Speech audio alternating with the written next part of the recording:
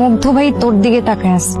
মুগ্ধ স্যারের গাড়ির বিয়ারিং ঠিক হয়ে গেছে, উনি ডাইনে ফিরে প্রজাপতি ম্যাডামের দিকে তাকাইছে। বেচারা একটু রোমান্টিক হওয়ার ট্রাই করছিল, জসিমটা এসে ঝামেলা করে দিল। স্যার কিছু লাগবো? এই বক্সের মধ্যে আছে আপনাদের কপাল। আপনারা একে একে আসবেন, নাম্বারের সাথে মিলিয়ে দেখবো আপনাদের বক্সে আপনার কপালে কি আছে।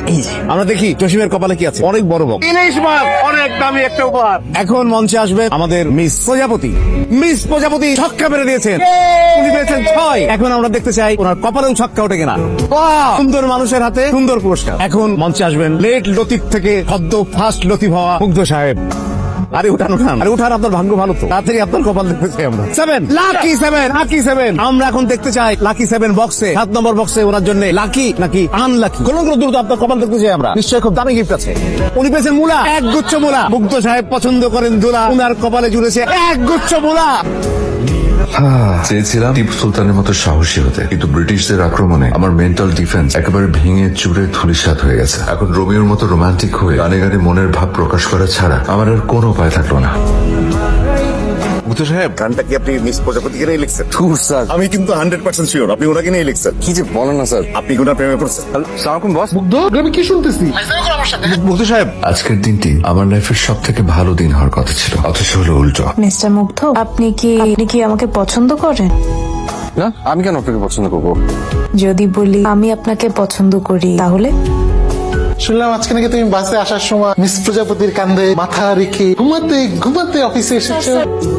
তুই ফার্স্ট অফিস ডে কেমন লাগলো? কনফিউজ। আপু তুমি না অলওয়েজ কনফিউজ। হায়ার স্টাডিজ এর জন্য অস্ট্রেলিয়া যাওয়ার সবকিছু ফাইনাল, তুমি কি করলা? হুট করে একটা জবে ঢুকে গেল। আজকে অফিসে খুব ইন্টারেস্টিং একটা মানুষের সাথে আমার পরিচয় হচ্ছে, সেটার নাম মুগ্ধ। এই ব্যাপার।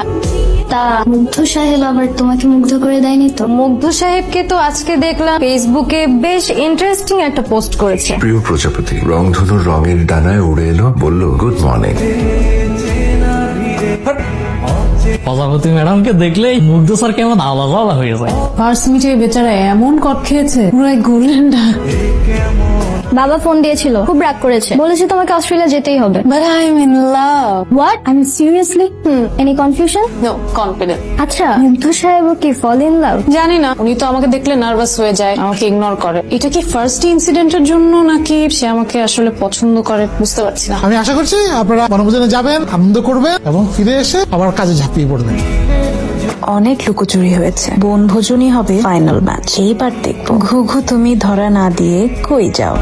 সে এসে বসুক পাশে, যেভাবে অসুখ আসে তারপর হয়ে যাক যন্ত্রণা অনায়াসে, তবু আসুক সে, জানু প্রিয়তম অসুখ সে। ওকে গিফট করে বলবো আমার প্রিয়তম অসুখ সে। মুগ্ধ সাহেব যদি বলে সে তোমার অসুখের কারণ হতে চায় না? আশা সাহেব বললো তুমি নাকি মিস প্রজাপতিকে নিয়ে গান লিখে সবাইকে গায়ে শোনাইতেছো। না তো বস।